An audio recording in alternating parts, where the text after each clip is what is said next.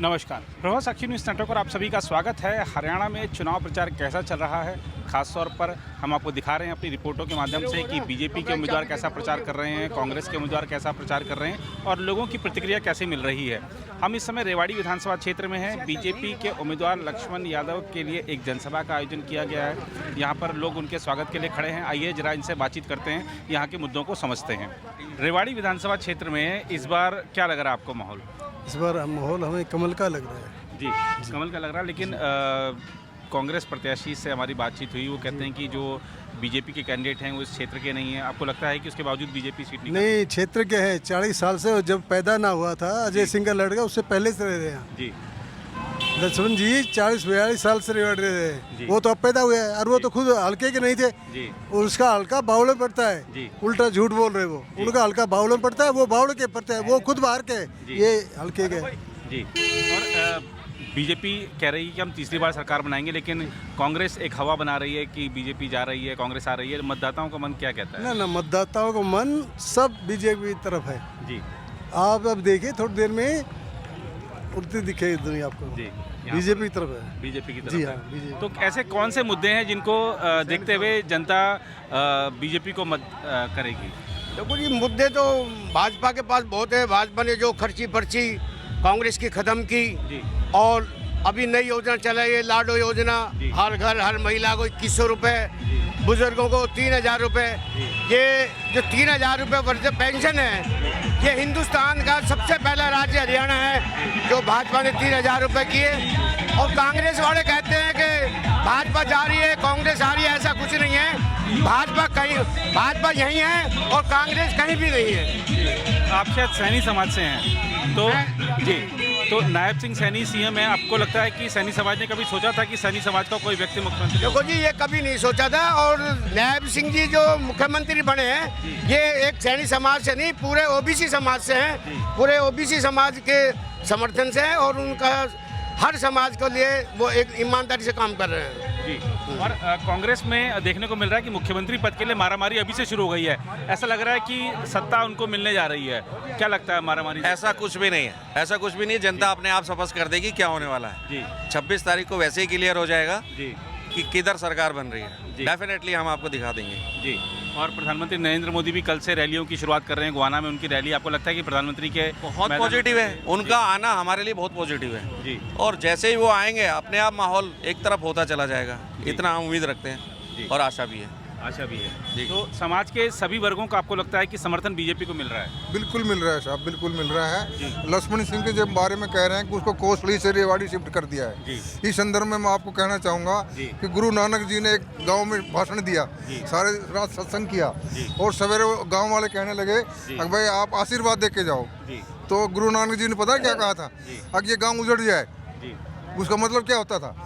बोला भाई ये तो बहुत गंदा आशीर्वाद दिया, इतना बढ़िया काम, सारी रात हमने सेवा करी और उसके बाद कहता है गांव उजड़ जाए। तो उन्होंने कहा, गुरु नानक जी ने कहा कि मेरा उजड़ने का मतलब ये है, ये इतने अच्छे आदमी हैं, ये जहाँ जहाँ भी जाएंगे अपने जैसा बनाएंगे। तो कोसली को वैसा बना दिया, रेवाड़ी को बनाएंगे वो। जी जी। तो आप इसको पॉजिटिव तरीके से देख रहे हैं। ये भी एक जनता का एक मत है। लेकिन अगर हम देखें पिछले 10 साल में हरियाणा में बीजेपी का शासन है, आपको लगता है कि जनता की अपेक्षाएं, उम्मीदें पूरी हुई हैं? बिल्कुल हुई है जी। देखिए, जो थोड़ा सा जो है ना, दूसरी जो पार्टी हैं वो पॉजिटिव बात, नेगेटिव बात तो करती हैं। तो लोगों का अपना अपना मत है, लेकिन जो पढ़े लिखे आदमी हैं वो इस बात को समझते हैं। एमपी का जो है उसमें अलग बात होती है। एमएलए के जो है वो क्षेत्रीय जो होता है उसके मुद्दे अलग होते हैं। उस बेस पर रिजल्ट आएगा जी, उस बेस पर रिजल्ट आएगा। जी जी। आप लोग भी बिल्कुल स्वागत के लिए खड़े हैं। क्या लग क्या रहा है? स्वागत ही करेंगे या समर्थन भी मिल रहा है इस बार बीजेपी को? भाई लक्ष्मण यादव को मैं सन 82 से जानता हूँ, जब मैं कवाड़ी कॉलेज में टाइप इंस्ट्रक्टर था। ईमानदार आदमी है, कर्मठ नेता है और हम इसको पूरी सपोर्ट करेंगे। बहुत बढ़िया आदमी, 2-3 बार मैं मिला था। इनके फंक्शन था कोआ पूजन, जब भी मैं रोहिला समाज का, भारतीय रोहिला समाज का जिला प्रधान है जी, और बैंक से रिटायर्ड ब्रांच मैनेजर। मैं पूरी सपोर्ट जो है ना यहाँ से इनको दूंगा। और अटेली से मैं बहन आरती राव के लिए 4-5 दिन करके आया था। 2 दिन से मेरी तबीयत डाउन होगी, मैं 2 दिन से नहीं गया। बाकी मेरा रुझाव भारतीय रोहिला, पूरी तरह इनकी मदद करेंगे। हमारी जितनी भी वोट है मेरे रिश्तेदारों की, जी। रोहिला समाज की, जी। उनको मैं कह चुका हूँ टेलीफोनिक और पर्सनली, फिर मैं उनसे कांटेक्ट करूँ, जी। इतना ही कर सकते हैं।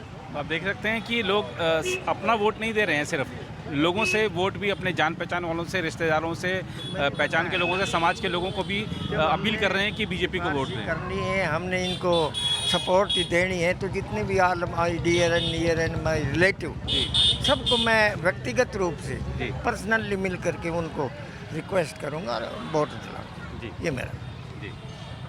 और कुछ लोगों से बातचीत करते हैं। जी, इस बार बीजेपी तो मैदान में है ही, लेकिन दिल्ली से अरविंद केजरीवाल भी आ गए हैं और भी कई सारी छोटी मोटी पार्टियां यहाँ हरियाणा में आ गई हैं। क्या लगता है? हरियाणा में पूरा खिचड़ी से बना दी है हरियाणा के चुनाव को। आपका कोई वजूद नहीं है, चाहे अरविंद केजरीवाल हरियाणा के हैं, उसका हरियाणा में तक वजूद नहीं है जी। उसका कोई खास इफेक्ट पड़ने वाला नहीं है। डायरेक्ट कॉन्टेक्ट कांग्रेस और इसका बीजेपी का है जी।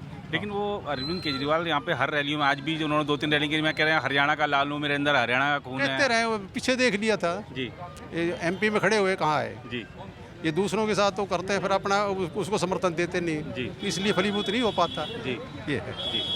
तो बीजेपी को आपको क्या लगता है, सरकार बना लेगी या त्रिशंकु विधानसभा?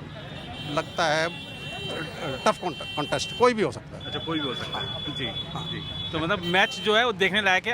अंत समय तक कुछ नहीं कहा जा सकता कि कौन विजेता बनकर निकलेगा, लेकिन जनादेश क्या होगा ये तो 8 तारीख को पता चलेगा। फिलहाल इस रिपोर्ट में इतना ही।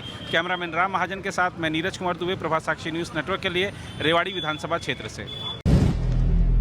अगर आप भी लेना चाहते हैं देश दुनिया की तमाम जानकारी, तो आज ही सब्सक्राइब करें हमारे चैनल को। साथ ही नीचे दिए बेल आइकन को जरूर दबाएं ताकि हर अपडेट आप तक पहुंच सके।